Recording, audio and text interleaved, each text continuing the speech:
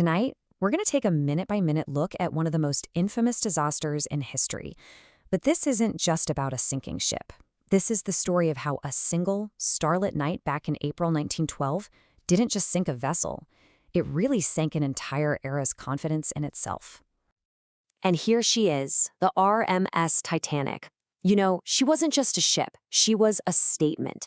This was the biggest, most luxurious moving object ever built by human hands.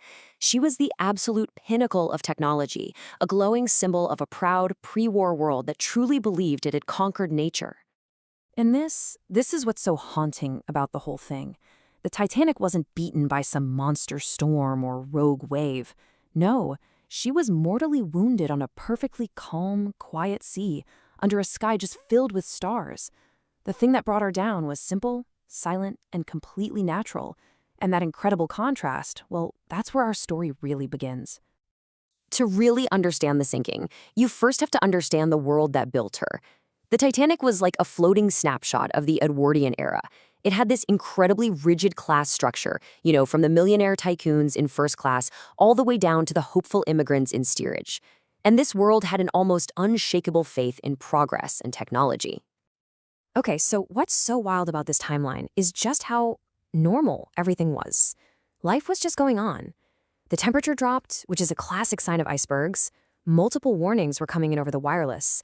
But the band played on, and the wireless operator, Jack Phillips, he was just swamped with passenger messages. He was so busy that when a nearby ship, the Californian, tried to send yet another ice warning, he famously snapped back, "Shut up, I am busy." All these little moments, these warnings that were missed or ignored, they're all stacking up, leading to one single fateful minute, 11:40 p.m. So at 11:40, the lookout, Frederick Fleet, he spots the iceberg. For 37 agonizing seconds, the ship just steams straight ahead before it starts, miraculously, to turn. It looks like they might have just had a close shave. But they didn't. What actually happened was a collision so strange, so subtle, that you could ask 10 different people on board and you'd probably get 10 different stories. And this just brilliantly shows the initial confusion. I mean, for some people, it was just this faint shudder. One steward even cheered, thinking it meant they'd have to go back to the shipyard and he'd get some time off. For others, it was like this long, ripping sound. And then way down in third class, it was violent enough to literally knock ice right into the ship. There was no single deafening crash, and that's exactly why there was no immediate widespread alarm. So the big question became, how could this possibly happen? How could the unsinkable ship, which it seemed had just scraped an iceberg, be in mortal danger? Well, there was one man on board who knew the horrifying answer: the ship's own designer, Thomas Andrews. After a quick inspection tour with Captain Smith, Andrews understood the grim reality. The crucial point is this: the iceberg didn't make a huge hole. It made a long 300-foot gash, flooding the first 5 watertight compartments. Now, the ship could have survived 4 of those being flooded, but not 5. Why? Because the walls between the compartments, the bulkheads, they didn't go all the way up to the top deck. So once the bow dipped low enough, water would just spill over the top of the 5th bulkhead, into the 6th, then the 7th, and so on. It was like a giant ice cube tray filling up. It was an unstoppable mathematical certainty. So as the crew slowly began to realize the truth, a quiet urgency turned into a desperate, desperate race against time. What followed were 2.5 hours of just utter chaos, incredible courage, total confusion, and some absolutely heartbreaking choices. This is the chilling message that was passed to some of the crew members. And notice that last instruction: keep it to yourselves. The officers were trying desperately to prevent mass panic, and this led to this strange, surreal atmosphere where some people were being told their lives were in grave danger, while others, just a deck away, were being told everything was perfectly fine. For the most part, the women and children first rule was followed, and that led to countless wrenching goodbyes right there on the boat deck.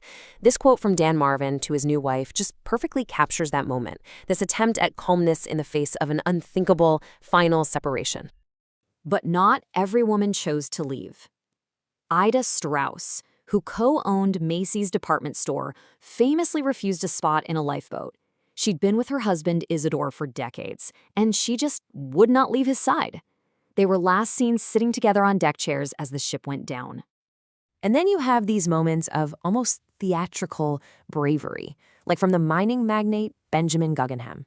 After helping women and children into the boats, he and his valet went back to their cabins, changed into their finest evening wear, and came back on deck to face their fate, reportedly saying this. It was this final, defiant act of dignity. You know, in the middle of this epic disaster, it's the small human details that really stick with you. A woman clutching a musical pig because it was her good luck charm. A man weighing his own life against a fortune in stocks and bonds. And then there's the chief baker, Charles Jochen, who calmly drank whiskey, threw deck chairs into the water so people would have things to float on, and then just rode the stern down into the ocean like an elevator.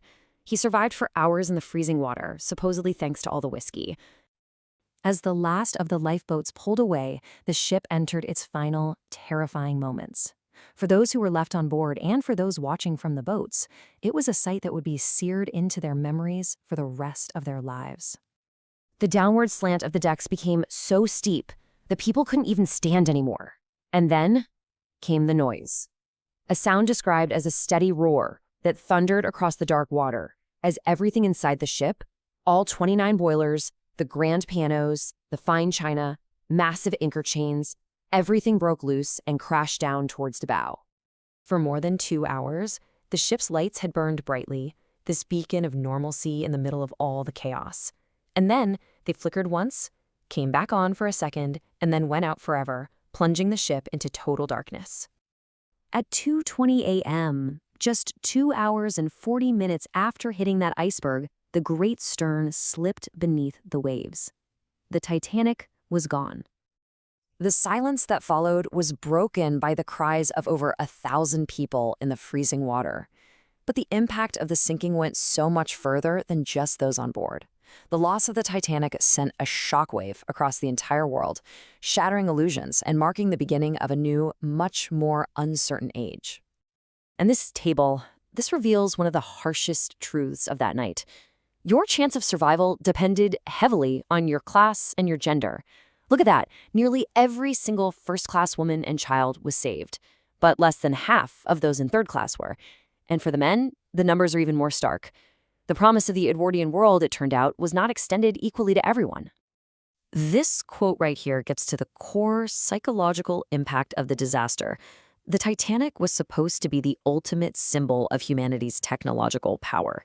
So when the unsinkable ship sank on its very first trip, it was a devastating blow to that confidence. I mean, if this could fail, what else could? It planted a deep seed of doubt about the idea of progress itself. Ultimately, the Titanic was so much more than a shipwreck. It was a historical turning point. Happening just 2 years before the outbreak of World War I, its sinking was really the first great shock of the 20th century, a tragedy that signaled the end of an age of innocence in the beginning of a far more uncertain time. And that's what makes this story so endlessly fascinating and so tragic. It wasn't one single failure, was it? It was a whole chain of them. A series of if-onlys. If any one of these things had gone differently, the ship might have been saved. And, well, she might have just been another liner, long since forgotten. It really makes you wonder, doesn't it? About that very fine line between history and obscurity.